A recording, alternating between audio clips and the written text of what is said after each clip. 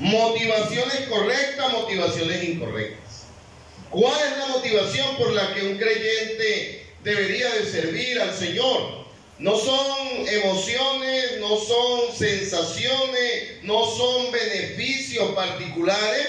Nosotros servimos al Señor porque Él es digno de que nosotros le sirvamos. Eso era lo que el día miércoles nos enseñaba el Señor, ¿verdad? A través de la predicación del pastor Daniel Campo. Hermano, y aunque todos los factores humanos fallen, Dios sigue siendo digno de que nosotros le sirvamos. El Señor sigue siendo digno de que nosotros podamos honrarle con nuestra vida. La Biblia, hermano, es un comprimido de todo lo que ha acontecido durante mucho tiempo. La palabra de Dios no solamente habla del pasado, sino que la palabra de Dios todavía sigue teniendo el poder y la efectividad de hablar del presente, y la palabra de Dios tiene el poder y la efectividad aún para hablar del futuro. El hermano Oscar dice que es el único periódico que te da la noticia de que las cosas acontezcan.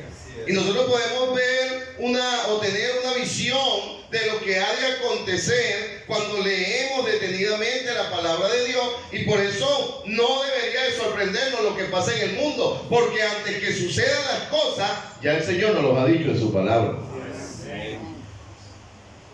Juan capítulo 21, vamos a ir al libro de Juan. Me agrada este versículo y también me crea cierta curiosidad. Aunque la curiosidad mató al gato, ¿verdad? La curiosidad mató al gato. Usted tiene que tener cuidado con lo que curiosea. Hay cosas que usted no necesita saber y hay cosas que yo no necesito saber. Como joven que tú estás aquí en la iglesia, ¿cuántos jóvenes están acá que pudieran decir, pastor, yo nací prácticamente en la iglesia y crecí en la iglesia? A ver, levante la mano los jóvenes que nacieron prácticamente en la iglesia y crecieron aquí en la iglesia. Hay cosas que usted no necesita saber de ella afuera. ¿Oyó? La curiosidad mató al gato, pero usted no es gato. Aléjese de eso. De cosas que allá afuera el enemigo va a poner y que de repente en algún momento del mundo te va a hacer pensar que te estás perdiendo de algo. No te estás perdiendo de nada. A propósito, viene el tiempo de carnaval. Los cristianos no vamos a predicar a la comparsa. Sí, ay, ¿cómo así? Pastor, ¿por qué no disfrazamos el camión de Biblia? No. Los cristianos no vamos a la comparsa. Sí. ¿Usted se imagina, pastor, que yo llegue ahí en plena comparsa y me pare y comience a predicar? Hermano, no es el lugar, ni tampoco es el momento. Y tampoco lo vas a hacer. Tampoco lo vas a hacer. Sí. No, pastor, yo intenté, mire, lo intenté como 4 veces, pero no lo vas a hacer, porque simplemente no es el momento, no es el ambiente. Y necesitamos cuidarnos, tenga cuidado, aún los niños, no. Mira, es algo bien contradictorio, ¿verdad? Porque estamos luchando para sacar muchachos del mundo y padres están luchando para meterlos en el mundo. No disfraces a tu niño en carnaval. No lo hagas. Quien se disfraza es el padre de mentira, el diablo. Él es el que se disfraza y no caigas en eso de que, ay, pastor, es que él quiere. Explíquele. Si su hijo quiere un cigarrillo, ¿usted se lo va a dar? Sí, o si su hijo quiere beber licor, ¿usted se lo va a dar? O si usted tiene un frasco de veneno en la casa y el niño se quiere tomar el frasco de veneno, ¿usted se lo va a dar? No se lo va a dar. No, papi, no te puedo dar eso porque eso te va a hacer daño. Eso te va a hacer daño. Eso te va a matar. Háblele a su hijo de esa manera. Mi esposa infundió cierto temor a Wixay, hermano, que hasta ahorita Wixay se está dando cuenta. Wixay no andaba descalza, no, nunca. Porque mi esposa le dijo, si tú andas descalza se te van a meter los 7 cueros por los pies. Ella vio un 7 cueros y le tuvo miedo y dijo, no, qué feo. Y si andas descalza, ese animal se te va a meter por los pies. Y en estos días, Lemuel daba descalzo y Wixay fue a explicarlo y le dijo, yo no sé si mi mamá te ha explicado, pero si tú andas descalzo, los 7 cueros se te van a meter por los pies. Wixay todavía tiene casi 18 años, Wixay cumple 18 años este mes y ella todavía cree que los 7 cueros se le van a meter por los pies. Explícale a tu hijo. Explícale a tu hijo, no, yo quiero que él vaya y prueba y se dé cuenta. No tiene que probar algo que le va a traer tristeza a su vida. No tiene que probar algo que le va a traer tristeza a su vida. Hermano, en ese tipo de fiesta hay mucha cultura pagana, sacrificar a los ídolos, y por eso es que normalmente en lo que son estas fechas de carnaval hay mucha gente muerta y los hospitales se llenan de personas. Y nosotros tenemos que buscar de guardar el corazón de nuestros hijos, ¿verdad? Eres capaz de guardarlo de que no fume, de que no beba, de que no se tome un veneno, que no se coma una comida mala, pero no tienes la potestad para decirle que estas cosas también son malas. O sea, a veces pareciera que nosotros mismos no creemos que esto va en contra de lo que enseña la Biblia. Ahora, todos los cambios que tú vayas a dar y todo lo que tú le vayas a explicar a tus hijos, no digas es porque el pastor dice, dile es porque la Biblia lo enseña, porque la palabra de Dios lo enseña.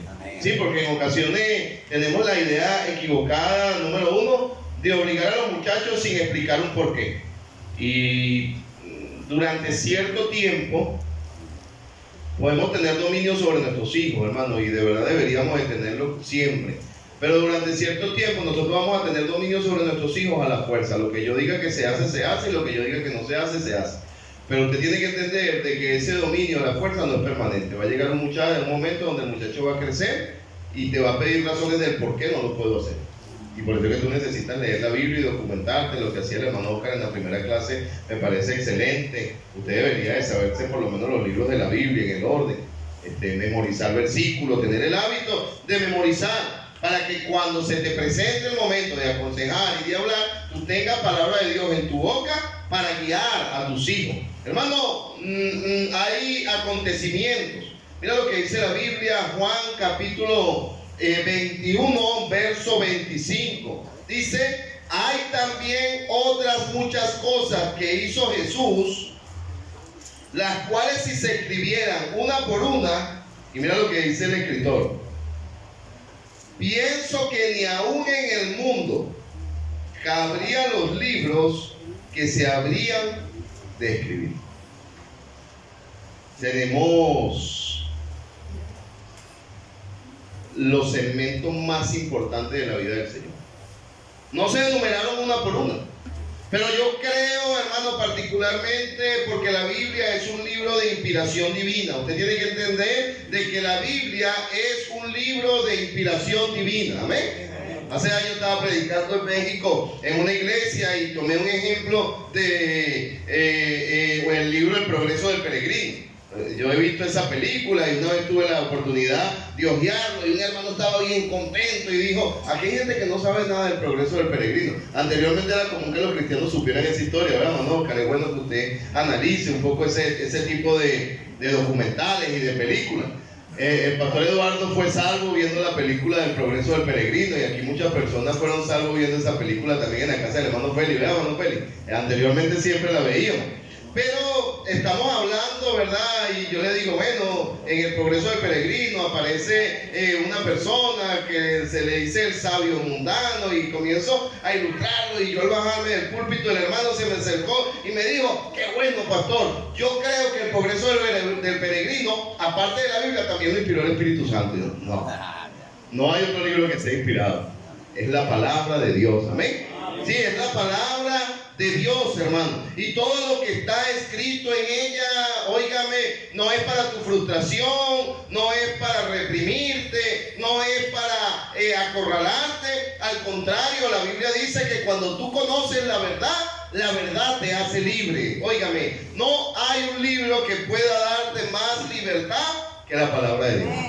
Este libro es vivo, hermano. La palabra de Dios dice que es viva y es eficaz y más cortante que toda espada de dos filos. Pero cuando nos referimos a la historia del personaje principal de la Biblia, ¿quién es el personaje principal de la Biblia? ¿Quién es el personaje principal de la Biblia? El Señor. No hay otro. De repente yo tengo ciertas personas en la Biblia a los cuales admiro mucho. Por ejemplo, me encanta mucho la vida del apóstol Pablo, pero el Pablo no es el personaje principal de la Biblia. Sí, puedes ver tú personajes como Adán que juegan un papel importante en la Biblia, pero él no es el personaje principal de la Biblia. De repente hay algunos que les gusta la historia de Sansón, pero Sansón no es el personaje principal de la Biblia y tampoco lo fue David. Podemos encontrar hombres con mucha sabiduría y a propósito creo que podemos sacar mucho para nuestra vida de los escritos del rey Salomón. Los escritos del rey Salomón pueden ser un diario devocional continuo para nuestra vida. Yo creo que aún estratégicamente no funciona porque son 31 capítulos el libro de Proverbios y tú pudieras leer uno diario y ahí encontrar sabiduría. Pero Proverbios no fue únicamente lo que escribió Salomón, también escribió Cantares.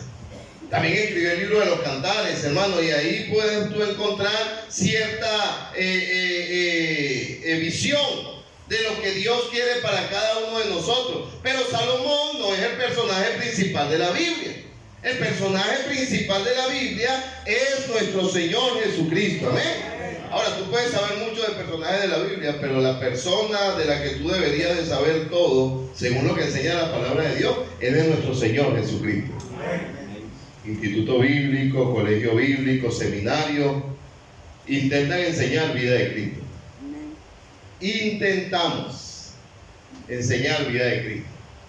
Dentro de la Biblia encontramos desde su nacimiento hasta 8 años, ¿verdad? Y después una aparición a los 12 años, y después allí hasta sus 30 años. ¿Qué pasó en ese lapso de tiempo? En ese lapso de tiempo que no te lo muestra la palabra de Dios. O sea, no enseñamos vida de Cristo, enseñamos parte de la vida de Cristo. Pero lo que tenemos es suficiente. Amén. Lo que tenemos de Él es suficiente. 4 acontecimientos de la vida de nuestro Señor Jesucristo que marcan la historia del cristianismo. 4 acontecimientos, hermano, de la vida de nuestro Señor, de nuestro Salvador, de nuestro Redentor, de nuestro Rey, del Rey de Reyes, el Señor de Señores, o como lo describe el libro de Apocalipsis, del Alfa, del Omega, del principio y del fin, que marcan la historia del cristianismo. Hoy quisiera hablarte de esos 4 acontecimientos, y el primero fue su nacimiento. El primero fue su nacimiento, hermano. Dice la Biblia en el libro de Juan, capítulo 1, verso 14. Juan, capítulo 1, versículo 14. Dice la palabra de Dios: y aquel verbo fue hecho carne y habitó entre nosotros, y vimos su gloria, gloria como la del unigénito del Padre, lleno de gracia y de verdad. Yo le quiero hacer una pregunta. ¿Podía el Señor tomar un cuerpo humano ya grande y venir a la tierra? Él podía hacerlo, Él es Dios. Sí, Él podía hacerlo, pero el Señor, hermano, mostrando su humildad, nació como un niño. Sí, no solamente como un niño, sino quizás como lo más humilde de su tiempo. Dice la Biblia en el libro de Lucas, vamos a ir ahora también al libro de Lucas. Lucas lo describe de una manera más técnica. Lucas capítulo 2, versículo 1 al versículo 7 dice: aconteció en aquellos días que se promulgó un edicto de parte de Augusto César, que todo el mundo fuese empadronado. Este primer censo se hizo siendo Cirenio gobernador de Siria, e iban todos para ser empadronados, cada uno a su ciudad. Y José subió de Galilea, de la ciudad de Nazaret a Judea, a la ciudad de David, que se llama Belén, por cuanto era de la casa de David, para ser empadronado con María, su mujer, desposada con él, la cual estaba encinta. Y aconteció que estando ellos allí se cumplieron los días del alumbramiento, y dio a luz su hijo primogénito, y lo envolvió en pañales y lo acostó. ¿A dónde lo acostó? Porque no había lugar para ellos en la maternidad. No había lugar para ellos en el mesón. El hecho de que vino, se humanó y habitó entre nosotros, hermano, es el primer gran acontecimiento que pudo ver la humanidad. El nacimiento de nuestro Señor Jesucristo es tan importante que marcó un antes y un después de la historia.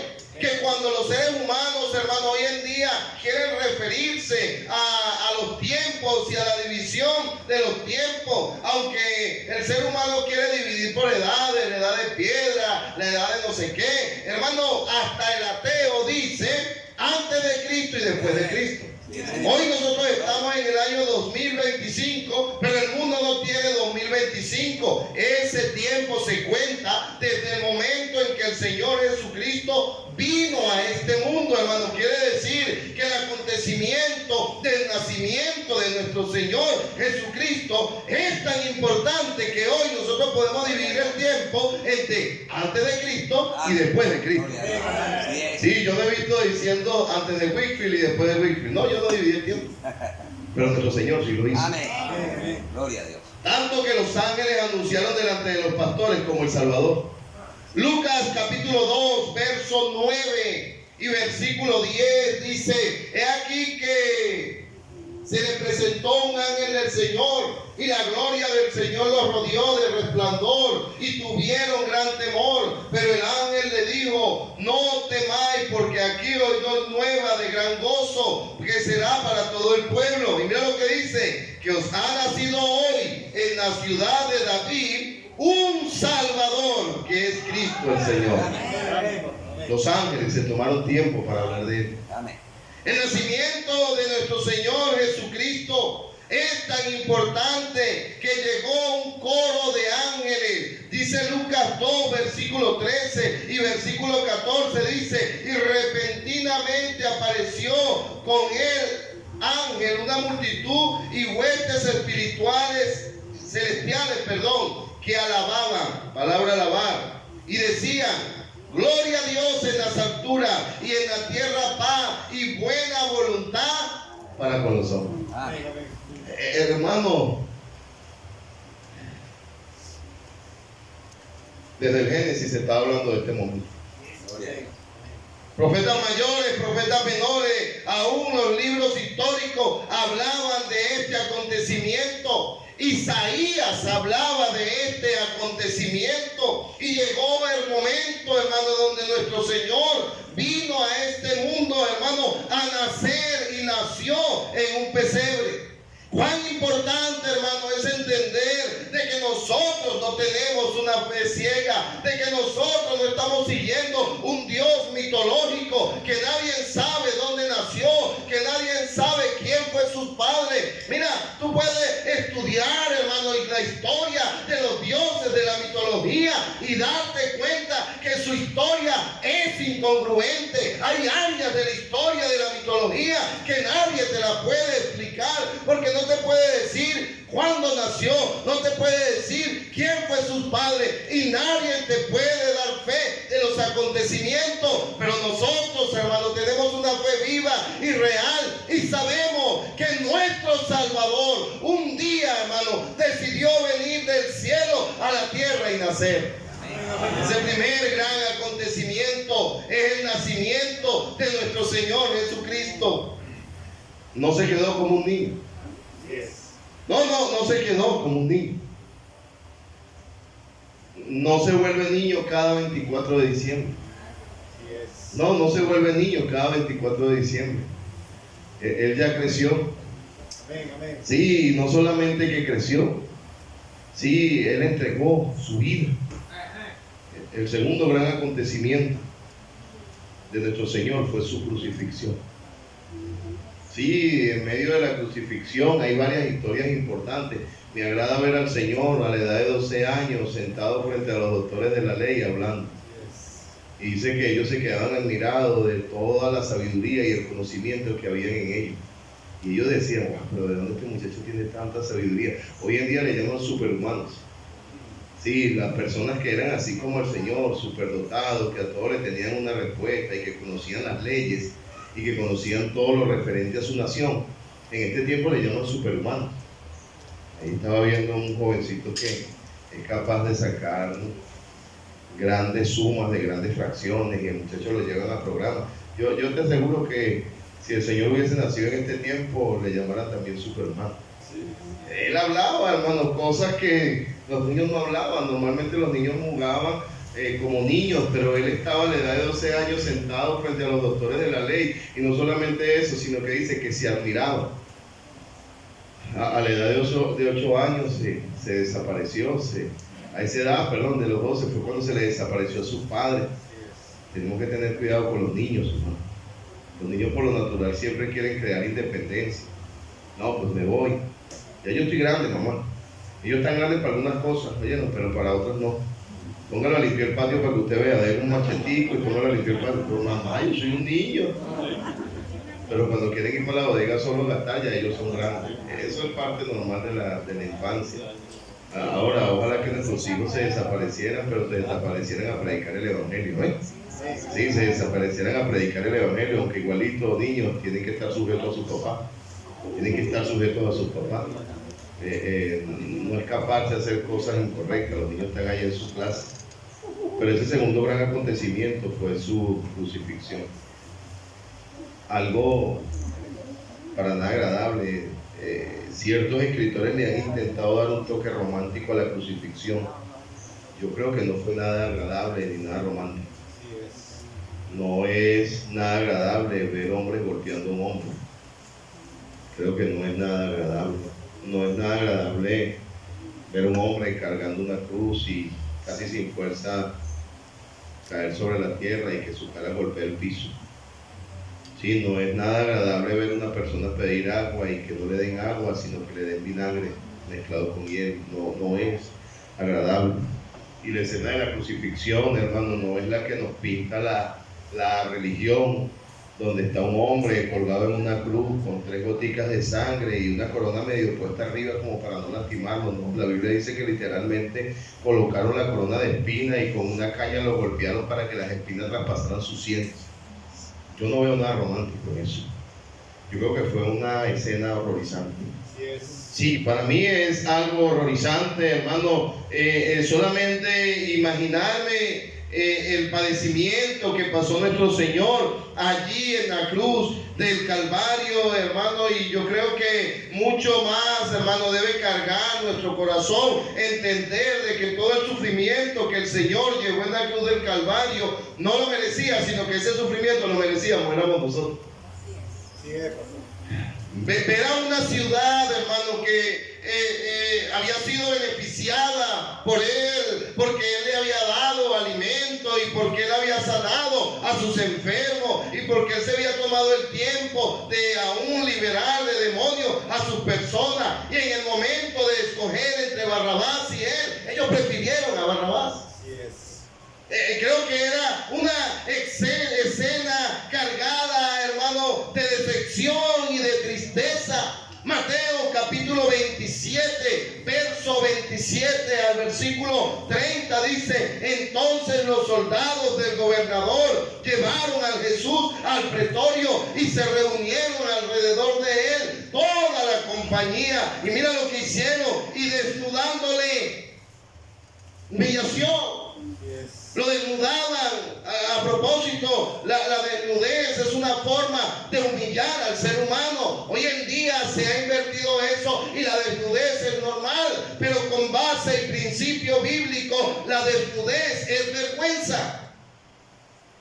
Y lo desnudaron, dice acá la palabra de Dios, delante de todas las personas, y le echaron encima un manto escarlata y pusieron sobre su cabeza una corona tejida de espina y una caña en su mano derecha, e hincado de rodillas delante de él le escarnecían: salve, rey de los judíos. Ahora mira, y escupiéndole tomaban la caña y le golpeaban la cabeza, y después de haberle escarnecido le quitaron el manto y pusieron su vestido y lo llevaron a crucificar.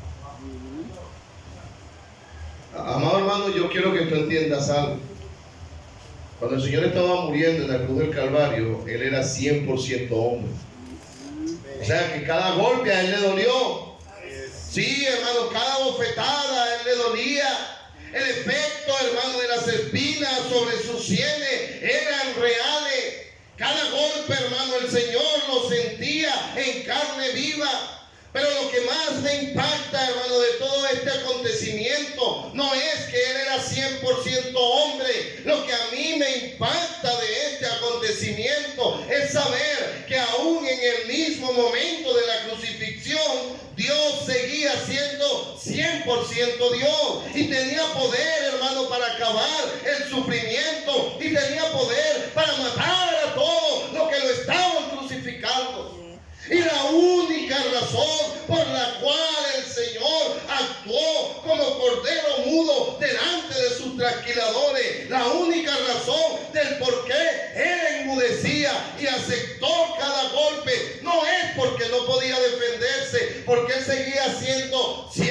100% Dios. Él soportó todo eso por amor a nosotros. Este segundo acontecimiento debería de hacernos inclinar nuestros rostros y reconocer la grandeza del amor de Dios. Leemos Juan capítulo 3, verso 16. Dice: porque de tal manera amó Dios al mundo, que ha dado a su Hijo unigénito, para que todo aquel que en Él cree no se pierda, mas tenga vida eterna. Hermanos, ignoramos voluntariamente el precio de esa entrega. Nuestro Señor Jesucristo, sufriendo la cruz, sufriendo los golpes, sufriendo los clavos, sufriendo la injuria, sufriendo la humillación. Dios Padre viendo a su Hijo padecer todo eso. Y todo eso, hermano, el Señor lo sufrió por amor a nosotros. Sí, si algo, hermano, pudo sostener al Señor en ese momento, es mantenerse en el plan y en el propósito. Luego que el Señor Jesús es crucificado, Pedro y otros se volvieron a la pesca. Eso lo dice Juan 21:3. Mira lo que pasó. Bueno, ya se acabó. Nació, creció, murió. Cada quien vuelve a lo suyo. Porque el ser humano, por lo natural,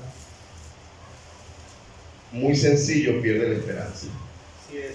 Y Juan capítulo 21, versículo 3 nos da con claridad ese ejemplo. Versículo 3 dice: Simón Pedro le dijo: voy a pescar. Y ellos dijeron: vamos nosotros también contigo. Fueron y entraron en la barca, y aquella noche no pescaron nada. Aquella noche no pescaron nada. La gente que iba del camino de Emaús, vaya al libro de Lucas capítulo 24. Los del camino de Emaús también perdieron la esperanza. Oiga, hermano, entiéndame algo. Los discípulos en ocasiones también pierden la esperanza.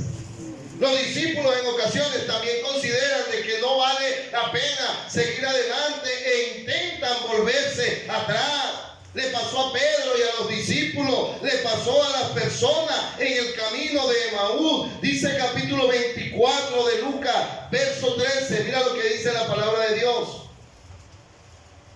Y aquí dos de ellos iban el mismo día a una aldea llamada Emaús, que estaba a 70 estadios de Jerusalén. E iban hablando entre sí todas aquellas cosas que habían acontecido. Y sucedió que mientras hablaban, discutían entre sí, Jesús mismo se acercó. Ven. Hermano, voy a hacer un paréntesis, perdóneme mi imaginación. Pero dicen que iban dos hombres hablando y el Señor se le acercó escuchando su conversación. ¿Tú te imaginas que tú y yo hoy vayamos hablando y el Señor se acerca escuchando nuestra conversación? ¿Qué le tocaría escuchar al Señor? ¿Tú te imaginas? ¿Qué hablan? ¿Qué hablan? Aquí, pastor, hablando del pastor y hablando de los hermanos. Aquí, pastor, hablando de política, hablando de deporte. Aquí, hablando de la muchacha esa bien bonita, pastor, que aunque no es cristiano, usted sabe que me gusta. Imagínate, el Señor tiene el poder para caminar a tu lado cuando tú estás hablando y escuchar lo que tú estás diciendo. Sí, lo hizo con la gente del camino de Emaús. Y dice el versículo 16: mas los ojos de ellos estaban velados para que no le conociese. Verso 17: y les dijo: ¿qué pláticas son estas que tenéis entre vosotros mientras camináis? ¿Y por qué estáis tristes? El Señor, hermano, le dice: ¿de qué están hablando ustedes? ¿Qué le ocasionó tristeza? Y mira cómo lo tratan ellos. Respondiendo uno de ellos, que se llamaba Cleofas, le dijo, mira cómo trata al Señor, le dice: ¿eres tú el único forastero en Jerusalén que no ha sabido las cosas que en ella han acontecido en estos días? Era un acontecimiento de lo que todo el mundo hablaba.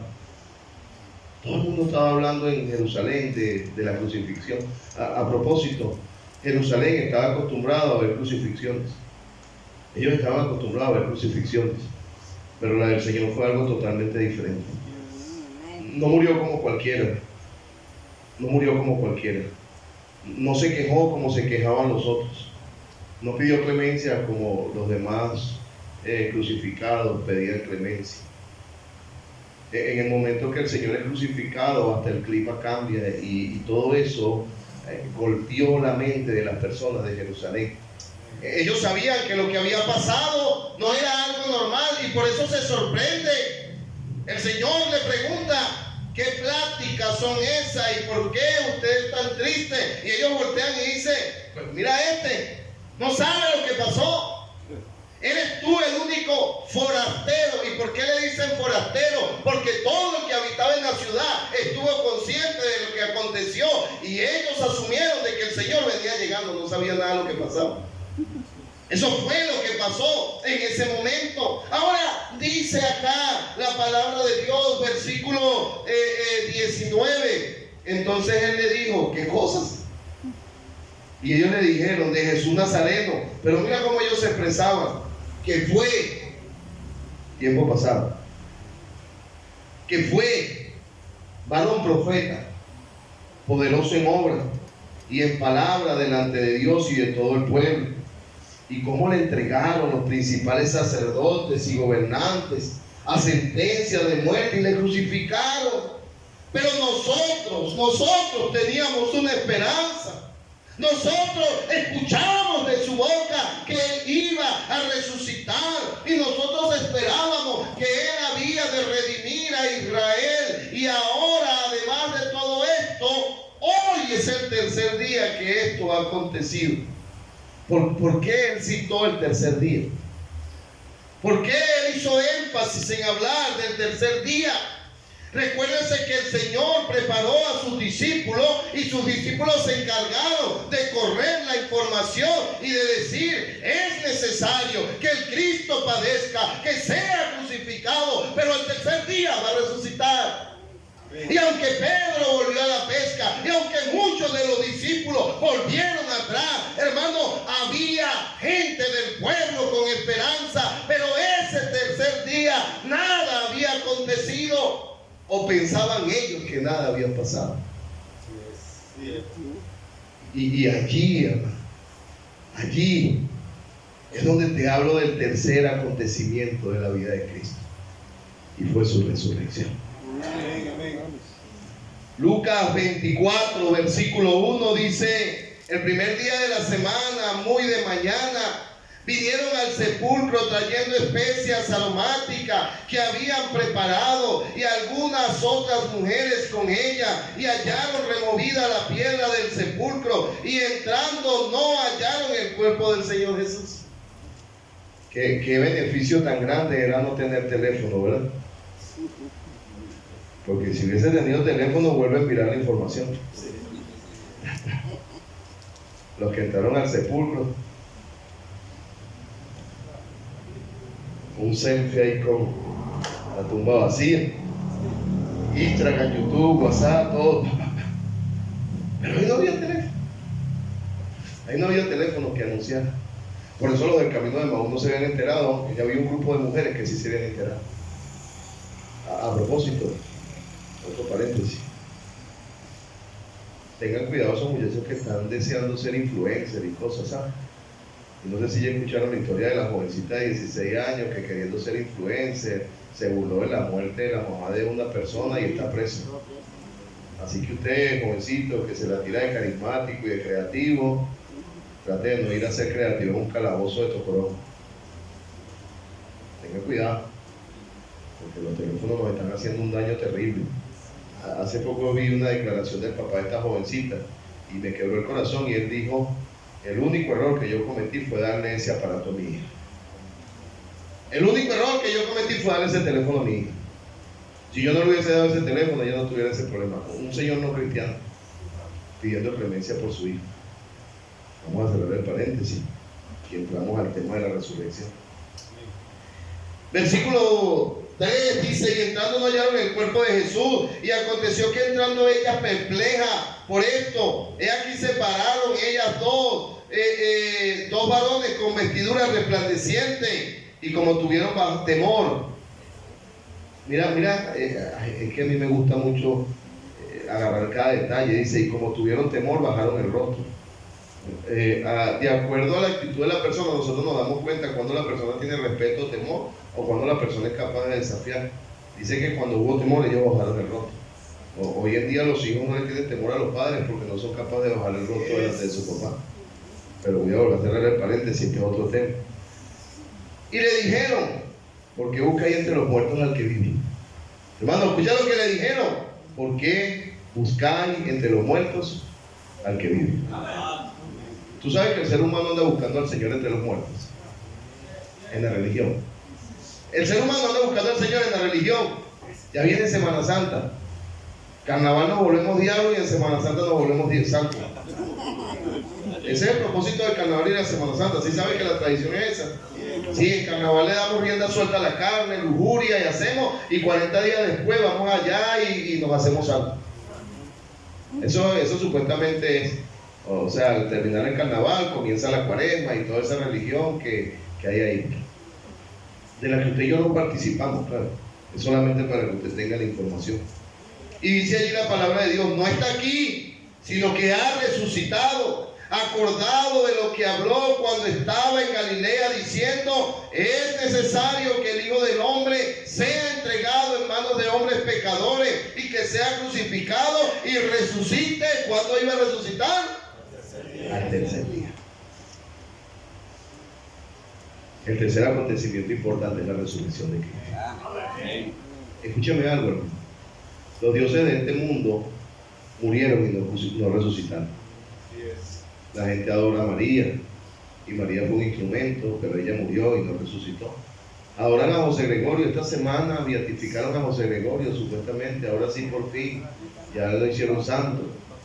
Pero José Gregorio murió y no resucitó. Hombre, pasa al lado el pobre José Gregorio, ¿no? Imagínense, ¿no? Casi que no había carro, y dice que el único carro que había en ese momento lo mató a él. Y murió y no resucitó. No, y María Leonza, que a propósito de esa María Leonza es la misma Santa Bárbara que la hacen. Yo leí un poquito de eso, ¿no? A mí me toca leer de muchas cosas. Y sé que esa Santa Bárbara era hija de un rey pagano.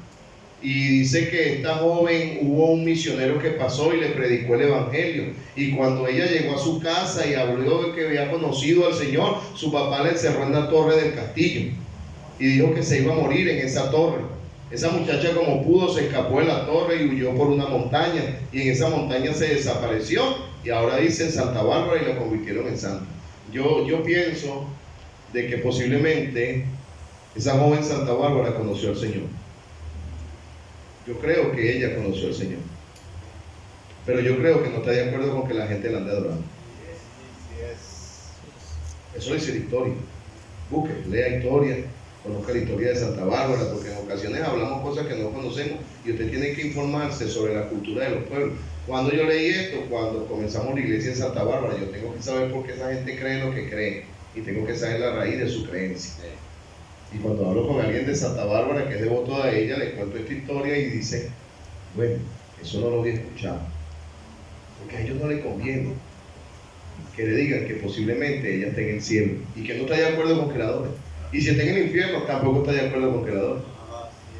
No te inclinarás a dioses en esta tierra. Amén, amén. Sí, no lo honrarás. Hermano, óigame, no hubo otro que haya resucitado como lo hizo nuestro Señor.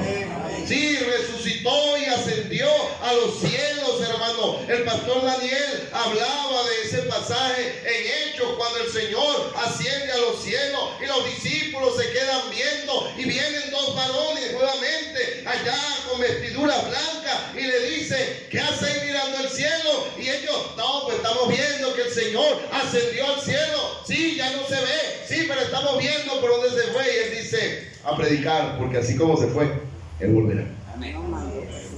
Cristo resucitó. Cristo nació. Cristo fue crucificado. Pero la siguiente gran noticia es que Él resucitó.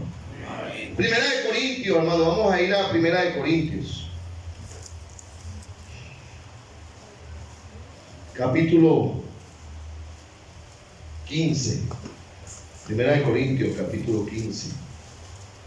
Versículo, cuando se fue la luz yo dije que iba a predicar corto, pero como llegó. 15:14 dice, y si Cristo no resucitó, van entonces nuestra predicación, vana es también nuestra fe. Pero ¿sabe algo? Él sí resucitó. La Biblia dice que se le pareció vivo con pruebas indubitables a más de 500 personas. Más de 500 personas dieron testimonio de su resurrección. Los altos dirigentes, intentando silenciar el milagro, le pagaron a los soldados para que dijeran: sus discípulos robaron el cuerpo. Pero una cosa es que ellos digan que se lo robaron, y otra que intenten silenciar a más de 500 que lo vieron. Cristo resucitó. El último gran acontecimiento, el ancla de nuestra fe. Hechos capítulo 1. Hermano, le voy a decir algo. En el mundo hay aflicción, pero tengan ánimo, Cristo viene pronto. Amén. Hechos capítulo 1, versículo 6 dice: entonces los que se habían reunido preguntaron diciendo: Señor, ¿restaurarás el reino? Perdón, los que se habían reunido le preguntaron diciendo: Señor, ¿restaurarás el reino en este tiempo? Y les dijo: no os toca a vosotros saber los tiempos o las sazones que el Padre puso en su sola potestad, pero recibiréis poder cuando haya venido sobre vosotros el Espíritu Santo, y me seréis testigos en Jerusalén, en Judea, en Samaria y hasta lo último de la tierra. Y habiendo dicho estas cosas, viéndolo ellos, fueron alzados, y le recibió una nube y le ocultó de sus ojos. Y estando ellos con los ojos puestos en el cielo, entre tanto que él se iba, he aquí se pusieron junto a ellos dos varones con vestiduras blancas, los cuales también dijeron: varones Galileos, ¿por qué estáis mirando el cielo? Este Jesús, que ha sido tomado de vosotros al cielo, así vendrá, como le habéis visto ir al cielo.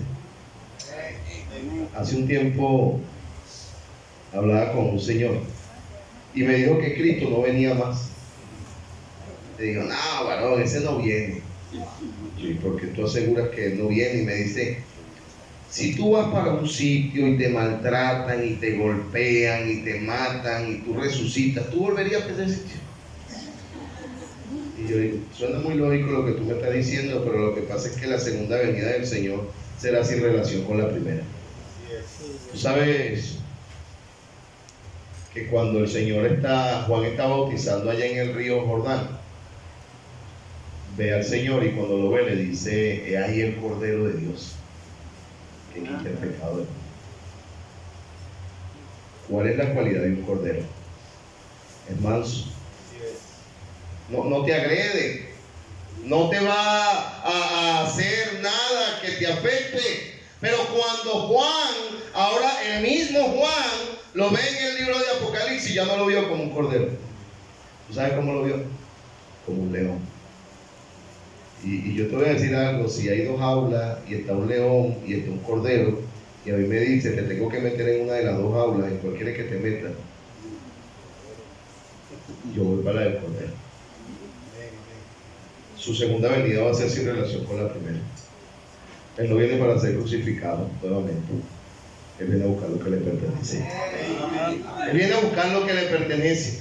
Hermano, ya no va a venir como el cordero. Y cuando hablamos que no va a venir como el cordero, no quiere decir, hermano, que él no viene en humildad. Oiga, sea cordero o sea león, el Señor es el mayor ejemplo de humildad. Pero él ahora viene a cobrar lo que le pertenece, a buscar lo que es suyo, a recuperar lo que él pagó con su propia vida. Y entiéndame algo, cristiano: en el mundo hay aflicciones, hay dificultad, hay problemas, pero nuestra esperanza es que Cristo viene pronto. Cristo viene pronto, hermano. El Señor regresará por su pueblo, aunque ahora tendremos que ser afligidos por un poco de tiempo. No pierda la esperanza. Cristo viene pronto. Su primer acontecimiento fue su nacimiento. Su segundo acontecimiento, su crucifixión. Ese tercer acontecimiento fue la resurrección. Pero ese cuarto acontecimiento lo esperamos todos los días. Amén. Tú sabes que el Señor puede venir hoy. Todo ojo le verá, dice. Todo ojo le verá. Ese himno que cantamos, el Rey ya viene. El comercio ha cesado, el bullicio terminó. El Rey ya viene. Hermano, la base de nuestro cristianismo no son prácticas vanas. La base de nuestro cristianismo es la segunda venida de nuestro Señor Jesucristo. No busques otra motivación para servir. No busques otra motivación para estar delante de Él. No busques otra motivación para santificarte. No busques otra motivación, hermano, para que tu vida cobre sentido. 4 acontecimientos importantes: nacimiento, crucifixión, resurrección y segunda venida. Más que suficiente para dedicarle una vida entera a quien es digno de recibirla. Todo ojo cerrado, toda cabeza inclinada.